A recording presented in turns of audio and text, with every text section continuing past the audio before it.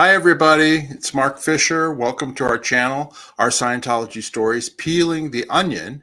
And without further ado, I want to introduce my co-host, Janis Gillham Grady.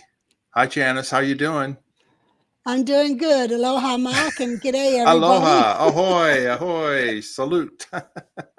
Yes, yes, Yeah, we've got a special. This is something that you just ran across that we're going to show to our viewers right now. And why don't you go ahead and yes. tell them what it is? And Yeah, well, one of our viewers actually found this or had it because they also have it on DVD, and they sent it to me and said I might have an interest in looking at this. And it's a video done by Wally Burgess, who is an old-time Scientologist. Wally actually was in Melbourne with Hubbard during the Melbourne Congress, because that's when my mother helped him put it on back in 1959. And there's on the right, there's Wally with my mother in Los Angeles, probably around 1970. And then on the left is a picture of Leon Steinberg, who recently passed away, and Wally is next to him, leaning over. And that would have been taken probably in 1968. So this is a video that Wally put together while in the Sea Org about the history of the Sea Org. And you can't see my finger. No. Do you want to say something? Well, I was just going to say a couple other things about Wally. A lot of people may know Wally as the L. Ron Hubbard host at the Flag Land Base. He was that position for a long time, which was a public relations position. And a lot of public and old-time Scientologists would know him from there. And, he was the person you could go to if there was a problem with your service or whatever. Anyway, go ahead. Yeah. Anyway, so Wally's been around a long, long time, and he was in Los Angeles for a long time. He was on the ship. He was on the Royal Scotsman Apollo. He was on the Avon River. So he was perfect for them to use, them being Scientology organization, to use to do this video on the history of the Sea Org, because he was there. He knew a lot of it. Anyway, we're going to show this video to you. And as we go along, I'll put up my finger or I'll ask Mark to pause so I can make some comments on a few of the things during the history of the start of the Sea Organization. That's right. I've never seen this thing before. Have you, Janis? No, I had not. But it looks like it was made in 2007. And I mean, we were long gone by then. And right. Wally, I'd heard Wally was on a project working on the history of the Sea Organization. So right. That makes sense as to why he did this and had the time to do it. Okay, and then I was going to show a couple things just to orient people before we start the video. This is the Avon River. This was the first, well, not the first Sea Org ship, but the one that's featured in here quite a bit, right? Yes, and the Avon River. We have a picture here of one of the captains of the Avon River. And well, you just go back one, and there she is waving. There she is waving at people. That's Hannah Elchingham, Hannah Whitfield with L. Ron Hubbard on the Avon River Flying Bridge. And then the next picture is Hannah in her officer's uniform. And we actually have an interview being lined up with Hannah to go over more stuff in detail on the early Sea Org days. But right now, we're just going to concentrate on this little video, which we're going to do for educational purposes. So that's right. Yes. And my brother actually used to work on the Avon River, and my mother.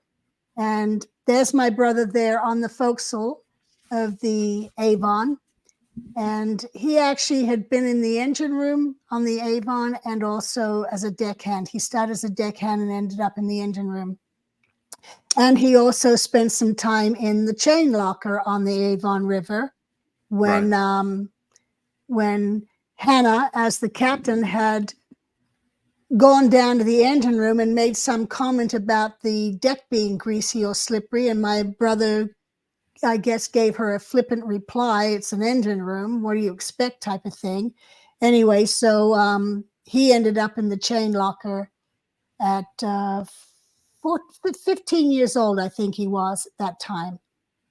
And then one other point I wanted to mention in advance is you're going to see a gentleman in a tuxedo with a red bow tie, and that's Tony Hitchman. Okay, they don't mention him by name, but he speaks a little bit. And Tony is famous because he's the one who did the filmed interview of L. Ron Hubbard, I think, in the 60s. And any former Scientologist or Sea Org member would know this movie or this video. It was shot in black and white, and then the Golden Era Productions colorized it, and then it's been put out for years. You can get it on DVD and all that. But Tony Hitchman is actually the person interviewing L. Ron Hubbard in this film, Introduction to Scientology. So I just wanted to mention that when you see a gentleman in a tuxedo with a red tie, it's Tony Hitchman. Yeah, and Tony was a well-known Scientologist back at St. Hill in the early days when I was there. And a field auditor for many years in California. I don't know if he still That's is, or right. if he's even alive anymore, and if he's with us or not. How about, is Wally? Do we have any word? Is Wally Burgess Wally, still alive? Wally, I had heard had passed away probably maybe an estimate of 3-4 years ago. Okay. All right. Yeah. One thing I wanted to mention to the viewers is that, again, remember, this is Scientology's production and the Sea Organization's production. So it's their point of view. It's not our point of view. So Janis is going to say pause. Janis, if you'd say pause, even with putting your finger up, just in case I don't see it, so that she can comment on what's in the video. I've already watched it, and there are things in there that are not fully true and not based on the facts, and you'll see when we get into this, but realize that. But we thought it was valuable to show so that people could actually see a lot of interesting photographs and some of the history of the Sea Organization, because we cover the history. It doesn't cover any abuses, obviously, because it was produced by Scientology, but we thought it would be fun to share. The video is 20 minutes long, and then of course we're going to interrupt from time to time, but I just wanted to give you guys a heads up. Okay. Okay, good. Let's roll it. You ready to go? Yep. Okay, so we'll get it started here. Just bear with me 1 second here. And I'm going to start the video.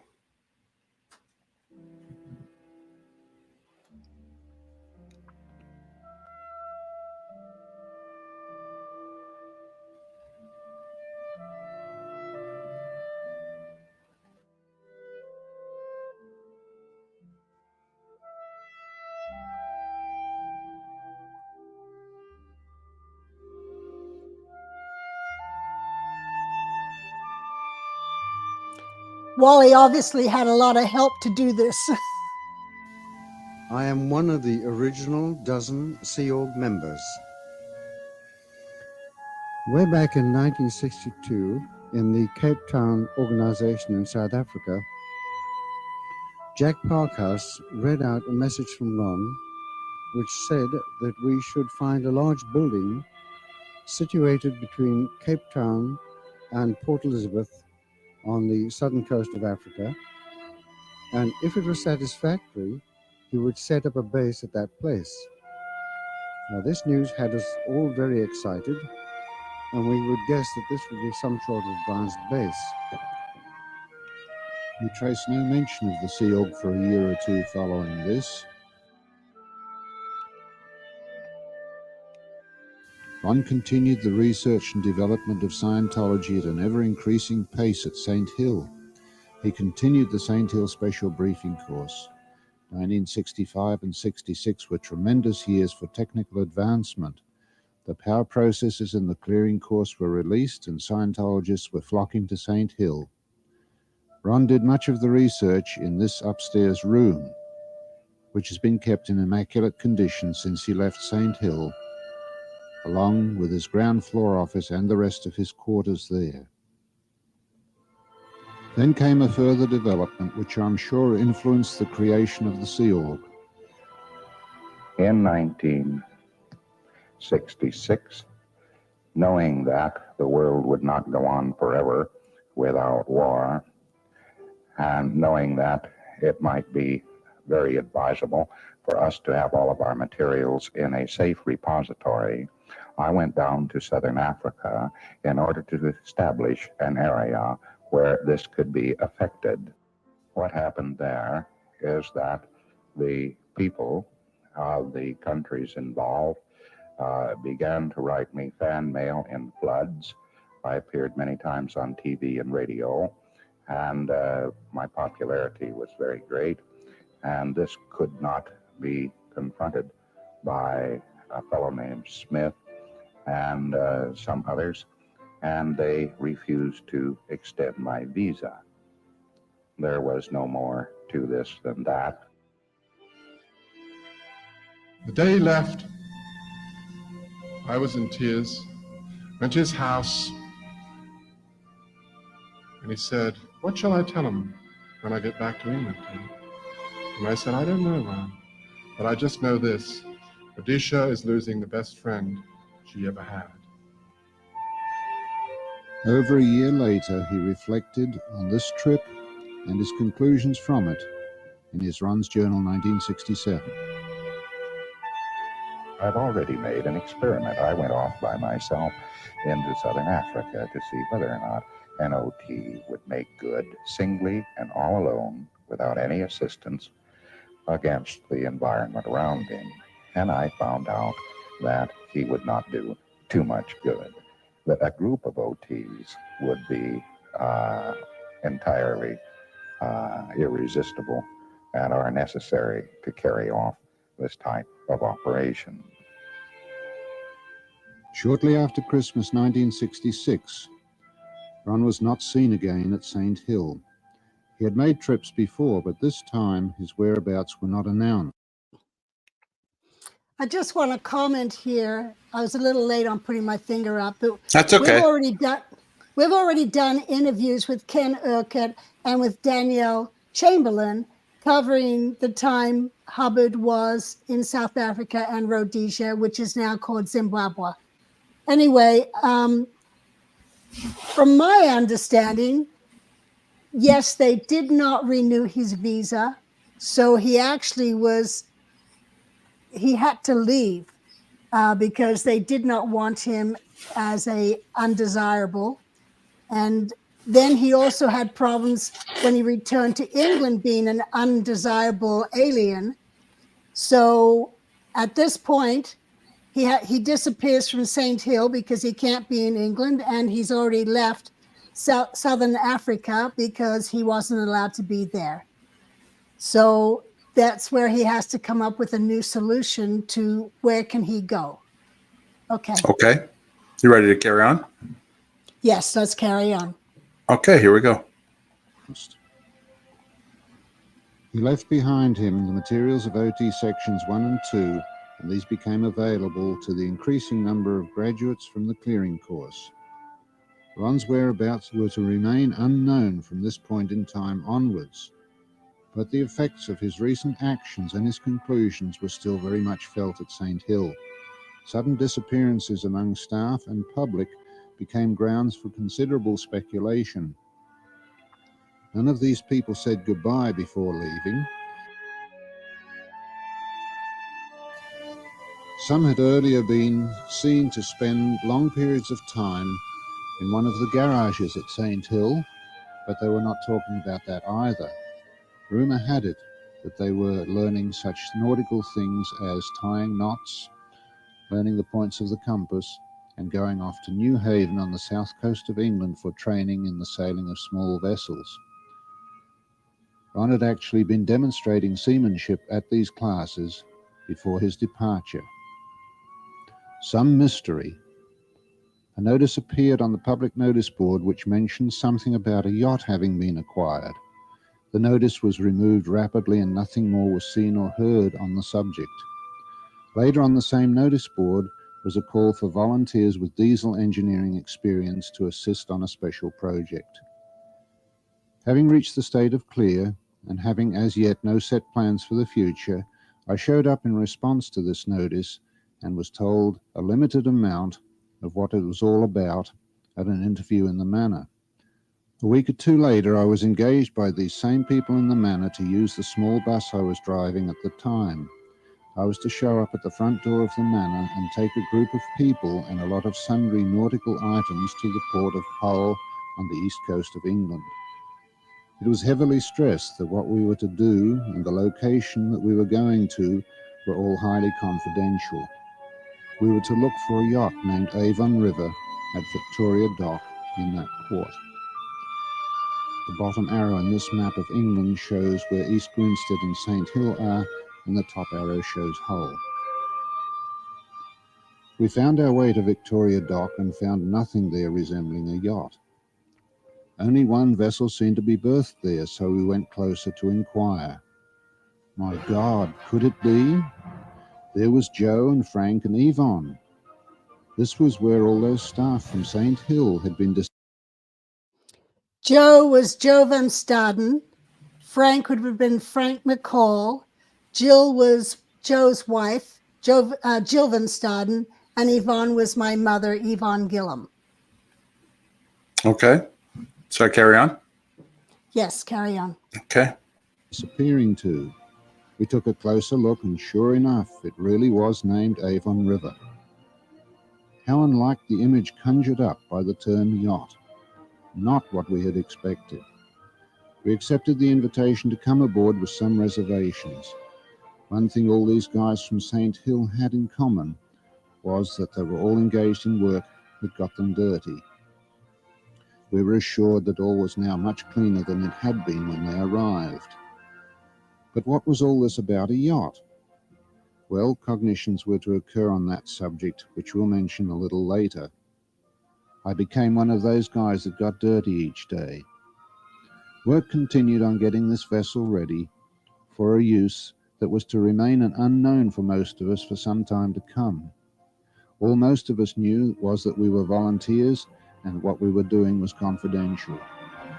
Telex traffic was coming in from LRH, who was at some undisclosed location but nevertheless conducting the operation. There was even a plan to acquire a barge and fill it with equipment and tow it behind the Avon River when she departed to wherever she had to go. Details of how this was to be done were the subject of a long telex which we were allowed to see and to study.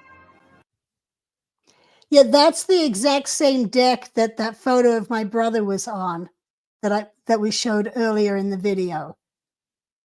So this is what the folks will look like back in Hull before it got fixed up. Okay. Go This ahead. plan was later dropped when it was found that to do such a thing we would have to have ticketed officers and crew for the trip, and that we did not fully have at that point in time. A sea trial was eventually ordered and carried out, a somewhat rough affair. The crew were green in more ways than one, but started to learn and to shape up as a team. Soon thereafter, a 24-hour leave was announced to give us time to wrap up our affairs, collect any gear we needed, and say our goodbyes. We were going somewhere, but still destination unknown until after the time of sailing. A hired captain and chief engineer came aboard. A sense of adventure carried us through any misgivings we might have had about this sudden change of lifestyle with its limited prediction of one's future. Nobody seemed to mind. We were, after all, new clears, and some change in life might not be unreasonable to expect. A departure on a fairly dirty night was followed by a call next morning at the port of Harwich on the Thames estuary. That's the first kink in the dotted line which shows this voyage. Now we knew where we were going, and as you can see here, our destination was to be Las Palmas in the Canary Islands, down there at the bottom left-hand corner of our map. Later we learned how you would find the right spot in the ocean to make that turn south, but for now the hired captain mainly wore the navigator's hat. There were many, many Sea Org voyages in the years that followed, and this one. Yeah, I want to point out that LRH had laid out a course for the ship to take, and it took them out into the Atlantic more and then straight down. But the hired captain did not follow that, and instead they ended up going closer to land and going past the Bay of Biscay, which is very, very rough. And they bobbed around on the water like a cork in the storm that they hit. And I cover that in having interviewed several of the people on that trip. I cover that in my book 1 of Commodore's Messenger. And anyway, I just wanted to mention while you're looking at it that course was not followed. They went off course, and of course, the crew didn't know what they were doing. Where they were doing. They followed the hired captain, he didn't, okay, LRH told me to come on down. I'll take my own course and do that. Anyway, they hit some very, very rough weather coming down. And when he mentions they were green, as in green as sailors and green as seasick, very true. And you just went to Las Palmas on your cruise vacation. You just got back from, right? Yeah, I did.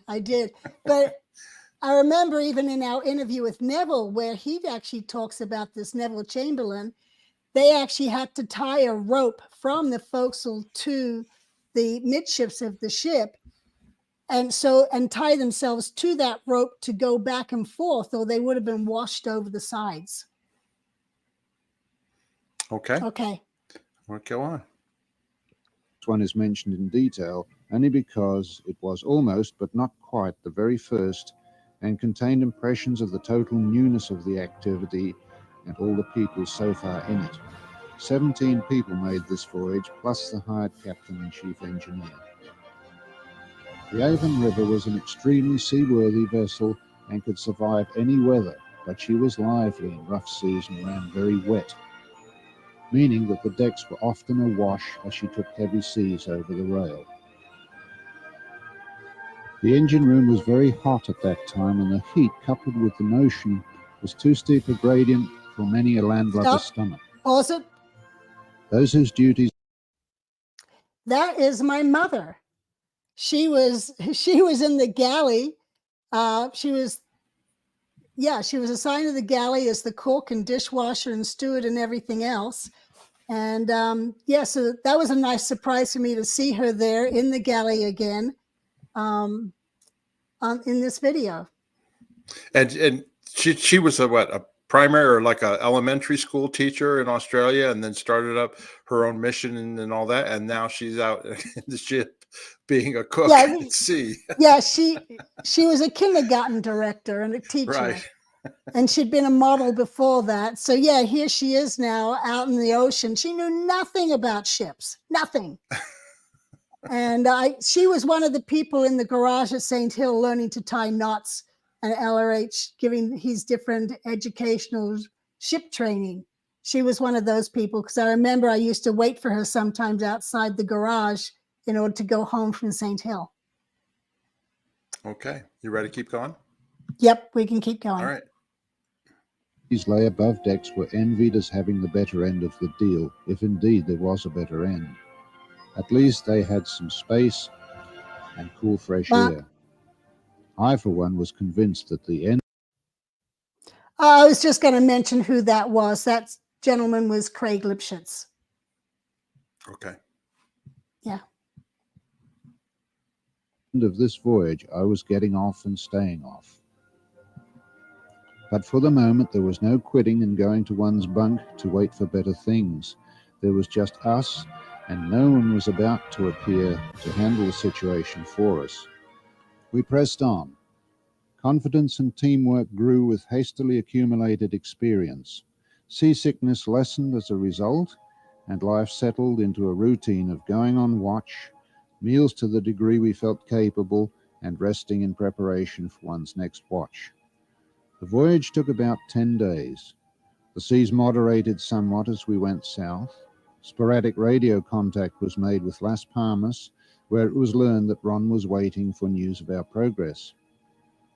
One night I woke up to go on watch and found the ship was stopped, rolling uncomfortably with no forward motion to steady it.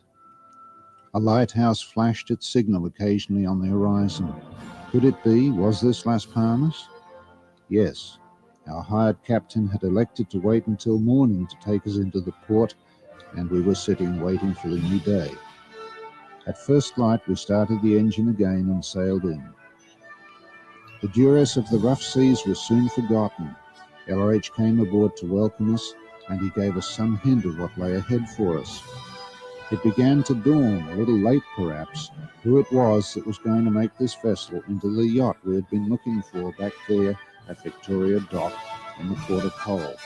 None other than the 17 souls who had just completed this, the second voyage of the Sea Project. The first voyage? That we found had been made just a few weeks earlier, when a very small handful of Sea Project members had brought the yacht Enchanter down to Las Palmas from England. There was a lot of unloading of the contents of the hold, mainly bits and pieces of ships that had been collected from various shipbreakers' yards in England before leaving there. Now LRH began to be seen in nautical uniform. Back in Hull, a volunteer crew had already been provided with a set of uniform, but heavier work was done in old clothes and overalls.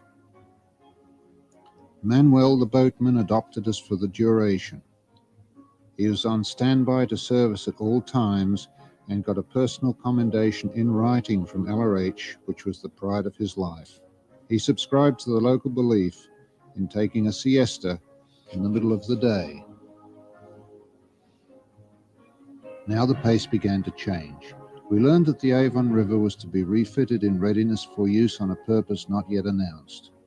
She was to go onto a slipway for this work, and straight ahead of us here in this picture is the slipway with space for the Avon behind the Spanish Navy water carrier vessel, which already had work in progress.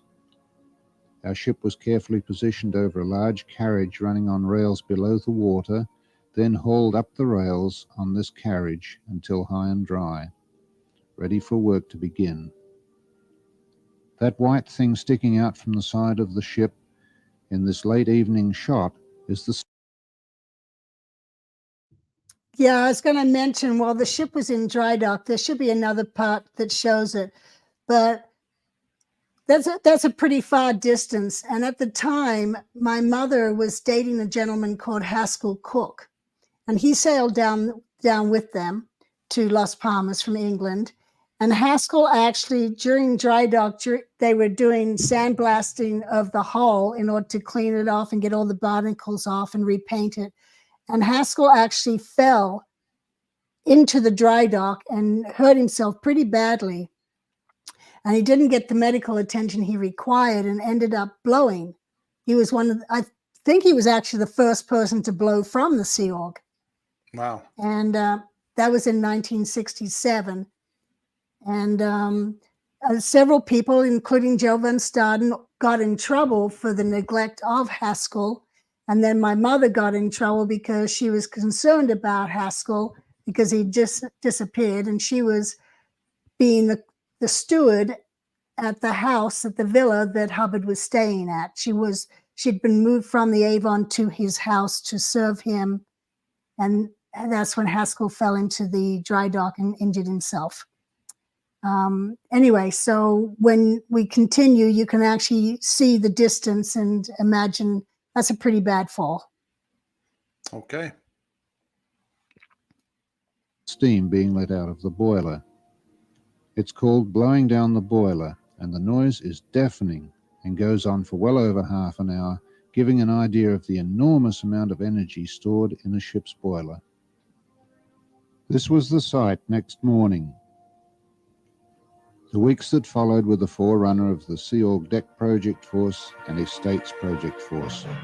Everyone involved did a whole lot of nest work in the process of refitting the ship. But still it was new, it was adventure, and it had a flavour of mystery, and nobody seemed to mind. The masts were permanently removed. The hull was sandblasted from top to bottom to remove all old paint and all rust prior to a full repaint. LRH had made these colour schemes of the ship, and it's interesting to note that one of them is dated 27th December 1966, shortly before his departure from St. Hill. All through this period, he came to the ship almost daily to supervise and direct how the work was to proceed. The same applied to the Enchanter, and when she came off the slipway in a nearby boatyard, LRH got a small crew trained up and went off in the vessel on 2 trips that have probably never been recounted in detail up to now. These islands have history, and of course, such colorful people leave things behind. All sorts of things, and some have enough recall to recall where and what. We were based on Las Palmas. It was there that the Commodore decided to do some tests of whole track recall. Enchanter set sail and went to the first of the several islands, anchored, and the game was on. The missionaries who were sent ashore would be given bearings from permanent landmarks by the Commodore. Where these crossed, they were to... I just wanted to mention for people who've never been in Scientology, whole track recall he's talking about is basically past life recall, remembering things from your past lives. That's what he's talking about there. I just wanted to clarify that because it's important to what he's talking about. Good point. Yep. to look for a specified object. The Commodore had given directions to look in a certain place on this quiet and seemingly uninhabited island. The missionary did not find the small blockhouse at the spot where he thought the directions put him. So he went elsewhere without knowing why. And there, in the middle of the high and dense bush, stood this edifice. The roof was gone, but the stonework was sound. And quite suddenly, he was in the incident with full recall, Pause. spotting all the other unmentioned things in this ravine Pause. with his hair. Yeah, I just wanted to point out in this picture, you see that white band around his left arm? Yeah. That is a rag for the condition of liability. So this Sea Org member was actually in a condition of liability when they did this expedition, and he was digging around trying to find treasures. So it was the precursor to the rehabilitation project course. Yeah. Okay. All right, I'm going to carry on here. Standing on end. The Commodore dated the time and confirmed the recall. It was 1682. Thus it was established that one could recall accurately and see the proof, frighteningly sometimes, under the direction of the Commodore. Did you haunt these islands too? Hard work and difficult living conditions continued. Still, the morale was high and nobody seemed to... That's Phoebe Bauer, who she was long-term Scientologist in America before St. Hill. At St. Hill, she was one of my mother's best friends, and she was on the original tour cruise with her from Hull down to Las Palmas. Okay. mind roughing it, cold showers and all. Enhancement time was mainly used on auditing the clearing course, OT1 or OT2, using any space one could find on deck, in one's bunk, in the hold, Pause. or in the offices. Yeah, he's talking about people auditing. They were doing solo auditing. It wasn't where they had an auditor auditing them. They were solo auditing themselves because they'd already done the clearing course and now are working on OT1 and OT2. And once OT3 was released, they were working on 3. And the ship was so small, but there were so few people, they looked for anywhere they could. And I remember when I first went on the Avon River and my mother was showing me around, she showed me the broom closet. And that was her auditing room for solo auditing. She'd just take a little chair in there and audit in this little 2-foot closet, 2-by-2 closet. And But, just for the people yes, who never were who are never in Scientology, clear means that you no longer have your reactive mind in Scientology, that it's been cleared, that it's gone.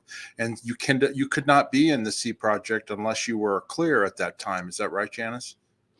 That is correct. And also, I'd like to point out that in today's Scientology, ever since 1978 onwards, the people who became clear a different way than those original Sea Org members. Those original Sea Org members had to go up the bridge doing their grade 0 to 4, and then they had to do power processing 5 and 5A. Then they had to do grade 6, which was called R6EW, and then the clearing course, where they had to solo audit by themselves, where in today's world, you can be audited by another and you can achieve the state of clear by getting Dynetics auditing and other different processes. And so then it's you skip all those steps. Then at that point, you didn't do all those steps if you became a Dianetic clear. Now, just so people know, auditing is like processing. It's like counseling. And when you do it with somebody, you're auditing with somebody. But like she said, once you get on your clearing course and above, you actually do it solo. You are actually processing yourself. Correct. Okay. All right. Okay. Let's carry on. Mess where there was at least a table to work on. One of the crew went clear in a solo session on the well deck under a clear blue sky during this time. Work continued and the program neared completion. LRH found that people were taking things to pieces and leaving them that way. He issued an order to the effect that the ship was to be put back into the water before they dismantled her completely. He wrote an issue banning the dismantling of working installations. With a stiff completion target and no new cycles being... What actually happened there is my mother, as the Commodore steward, had, I believe it was the porthole or something, she'd taken it apart to clean it all up and buff it up and have the brass all shiny. And that's where it was a working installation of the porthole in the Commodore's cabin. And that's when he got really mad at her for having taken it apart to clean it.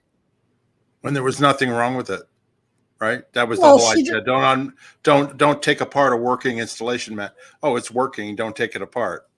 Right, but she was taking it apart to clean it. I understand. Right. His logic. Exactly. Okay.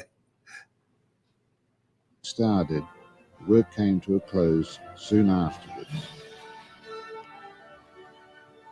This is underneath the ship and shows the carriage on which she is resting and the seemingly crude system of wedges which were used to keep her upright. One didn't move heavy weights around the ship while she was supported like this.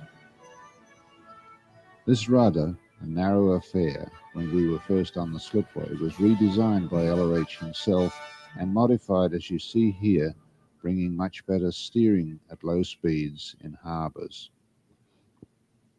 The screw was thoroughly cleaned and polished for maximum efficiency. LRH did the first Sea Org white glove inspection of the whole ship to see if the crew had fully cleaned up their assigned areas after the dry dock work. Those whose areas passed got a 24 hours liberty. As the painting approached completion, the scaffolding was removed, and there she was, ready to go back into the water.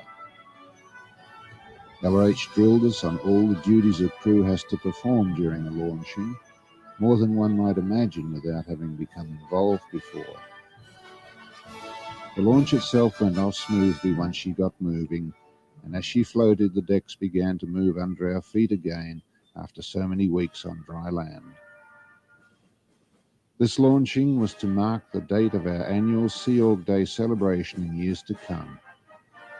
Here's the handwritten original of LRH's Orders of the Day item of 9 October 1970. Sea Org Age. The Sea Org proper was begun with Flag Order Number 1, 12 August 1967. On about that date, the Avon River was launched in Las Palmas. Flag Order 639 gives 9 October as the, quote, proper, unquote, beginning, as it then had a function. But 12 August would be its real birthday. LRH Commodore.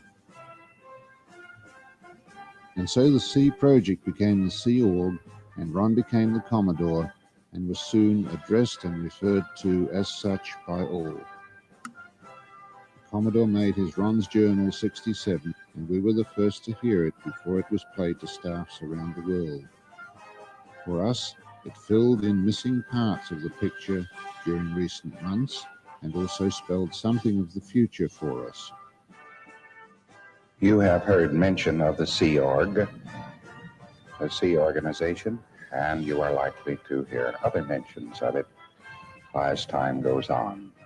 This is in reality just another Scientology organization, with the difference that it handles extremely advanced work and materials, and its personnel are OTs. Its mission is to bring clears through the upper levels safely and certainly and with speed, and it also has the mission of getting in ethics.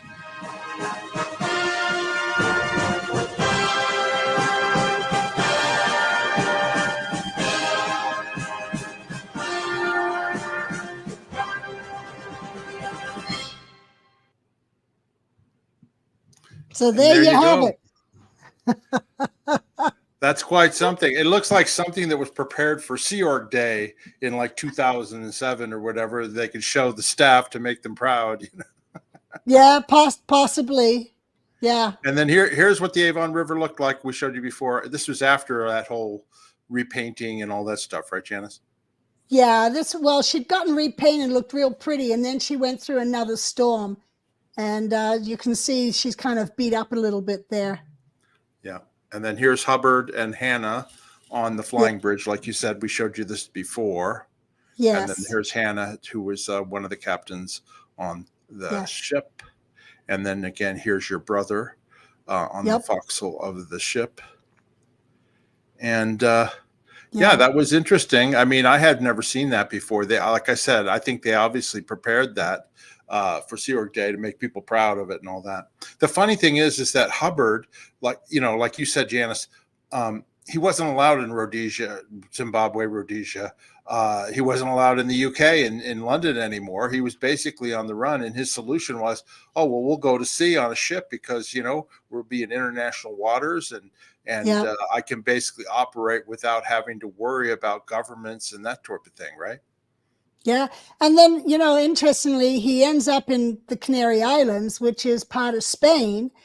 And later on, he ends up not being allowed in Spain either. And, so as life went along, he kept trying to interfere with government and would get kicked out of those countries. Same thing happened to us in Morocco in 1972.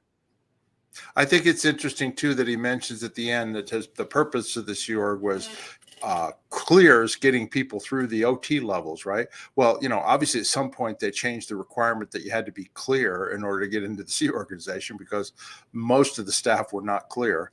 And the other thing he said was to get in ethics on the planet, and that's kind of funny when, the abuses and everything that went on inside Scientology to this very day, getting in ethics is not really something that they're really known for doing.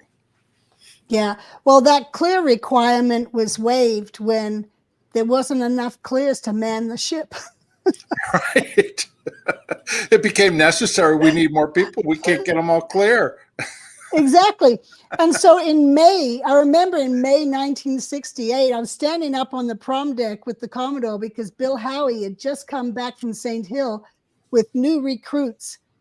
He had 60 new recruits with him all over the well deck, and none of them were clear. Some of them didn't even know what Scientology was. Some of them had just smoked pot 2 days before, Yeah.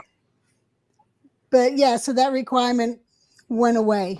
Went out the window. Yeah. Yeah. Well, I wanted Yeah. to mention that you can read about this whole story in much more detail with actual, photographs and everything. This is Janis's first book, Commodore's Messenger, Book One, A Child Adrift in the Scientology Sea Organization, and that's Janis there walking with L. Ron Hubbard. Now, this is on the Apollo or the Royal Scotsman. I'm not sure what the name of it was at the time, but anyway, you can get an autographed copy of the book at our merchandise site. All you have to do is go down below and click on a merchandise site, and you can get an autographed copy from Janis at our merchandise store if you want to read more about it, because it's a fascinating story, and Janis goes into much more detail. And then the other Right. thing I wanted to mention real quick is that, we've in our merchandise store, we've got our new hoodie. Christmas is right around the corner. So we've got our Good Day Mates on the front. On the back, it says our Scientology stories, Peeling the Onion. We have it in black and navy blue in all sizes. So if you're interested and you want to buy that as a Christmas gift, just go down below, right below the comments. You can click on it, and it takes you right to our merch site, and you can order it and take care of that. Anyway, yes, Janis. And I must say it is warm. Yeah, I've been wearing mine. Yeah. It got It's cold here cold all of a out sudden. there. It got cold, and I had to go horse riding. Well, I didn't have to. I went horse riding, and I wore my new hoodie, and it kept me warm. Yeah, and mine I ordered. It should be here any day now, so then I'll have it as well, and we'll wear them for one of our videos or whatever. But I think it was fascinating, Janis, that you were able to find that and actually get that, and we hope everybody enjoyed it. Yeah, well, I didn't find it. One of our viewers sent it to me. So, and yeah, and I actually, another viewer sent me another old photograph, which I will expose one of these days.